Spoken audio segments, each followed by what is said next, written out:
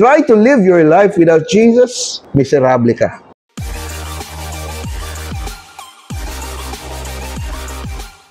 Our passage rather is found in John chapter 6 verse 32-51. So after the feeding of the 5,000, ni tabok og dagat or lake rather si Jesus. When they reached the other side of the lake, a lot of these people from that feeding ni apas.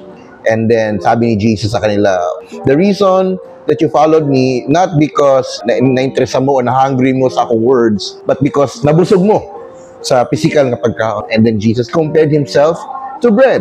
Tinapay, makabusog, maka-satisfy. Since pagkaon maning bread, okay, what does food do for the body? We need food for us to live, to survive. Have you ever tried being hungry and then ginawa mo lahat except kumain? Ay, gutom ko. Para makalimot ko sa akong gutom, mag-busy lang ko, mag-busy. Or, binom na kong daghang tubig. Sa palagay mo ba, masatisfy ka? Right, hindi pwede. Okay, basically, we have to eat. So, base sa itong nasabtan, we need food to survive and di punta pwede ignore sa gutom. It's a daybut pasabot ni Jesus when He said, He is the bread of life. Very good. He alone can satisfy our spirits, in fact, our very lives. Pwede ba tayo mabuhi without Jesus? Definitely not. That's why Jesus declared He is the bread of life. Ano bang gagawin natin sa pagkain para ma-benefit tayo, ani? Kanon. Okay, napaka-basic, no? Kanon. You take it in. You receive it into your body. So, with that realization, what does that equate in relationship with Jesus as the bread of life? Alright. Kinahanglan na to? Dawaton si Jesus. Kung ang pagkain, may pulos kung i-decorate lang nimo, you will not benefit from Jesus if you will not receive Him into your life. He is our spiritual nourishment. Siya ang kailangan natin para mabuhay at mag-make sense ang buhay. Sinubukan mo magtrabaho ng gutom? Try to live your life without Jesus, miserable ka. And ending, kung wala kay Jesus sa buhay mo, you will perish. Right. Kinsay nagatandog sa tao para mutuo kang Jesus. Matod pa ni Lord Jesus, no one comes to me unless the Father draws him. Okay? Where do they get this opportunity to hear God? Asa na to madunggan ang tingog sa Ginoo? Base sa Romans chapter 10 verse 17. Faith comes from hearing a message, and the message is hearing through the word about Christ. Pakinggan din natin yung John 20:31. But these are written that you may believe that Jesus is the Messiah, the Son of God, and that by believing you may have life. Alright, so base sa dalawang bersikulo na yan, kung it's God the Father who leads us to Christ, sa asa pud natong pamaagi madunggan ang tingog sa Dios. Pinaagi sa? Alright, from the scriptures, from His written word. Remember yung pangutana kanina? Mapuslan lang nimo si Jesus if you would receive Him, if you would believe Him. And how would you believe Him kung dili ka kaila sa iya? Because if you look around you, there are a lot of people who reject God, walang pake. But if you find yourself having the desire to get to know God, it is actually God moving in your heart.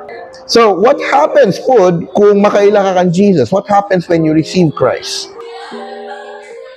You will have eternal life. Kinabuhing dayon. Nga kauban ang Ginoo. God wants you to spend eternity with Him. God cares so much that He sent His Son Jesus Christ to take the punishment nga intended sa ato. Out of the grace of God. Look, sa ato ang passage, there are people who actually saw Jesus face to face. Yet, a lot of them, wala po nagtuo ang Jesus. And Jesus said, sa later parts of John, blessed are those who have not seen, but believe. If you believe Jesus Christ right now, na siya, Mesias, Son of God, Lord of all, you know what? Gipasaylo na imong mga sala. O gihimo ka na niyang iyang anak. Eternal life is nothing if it's not spent with God. Now, in verse 36, there are people that came face to face with Jesus, but still refuse to believe Him. They fill their lives with other things that keep them from being spiritually hungry for Jesus. Unsa day ning mga butang nga ginapuno sa tao silang kaugalingon para di nila mabati ilang need kang Jesus. Money, yes. The pursuit of success, probably.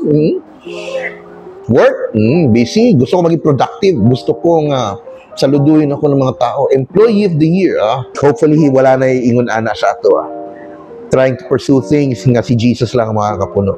Let me just clarify this. Hindi masama bumuo ng pangarap. Hindi masama mag-ipon, mag-invest. Alagaan ang pamilya, hindi masama. Ang masama is kung ipuli mo siya kay Lord. Ang tawag natin dyan, idolatry. Anything that you put above God is idolatry. Whether it's your career, your relationship, or something else, it will fall into idolatry. Nobody should go above God. Dapat lahat sakop sa ilalim ni God, including ourselves. Finally, notice the people demanded, "Ano mong mabuhat sa amo para mo to kanimo?" Their mindset is, "What can you do for us before we believe?" But our Lord Jesus reiterated the fact that sama sa pagkaon, kinahanglan yun mo mutuon na ako because it's impossible to survive and be satisfied without me. So, with that kind of realization, ikaw ba naniniwala kay Jesus as Messiah at Lord? Ang next na pangutana, of course, why do you believe Him? Dahil ba katulad ka nitong mga taong ito na para may makuha ka? Or dahil alam mong hindi mo kayang mabuhay kung wala si Jesus? I hope it's the latter.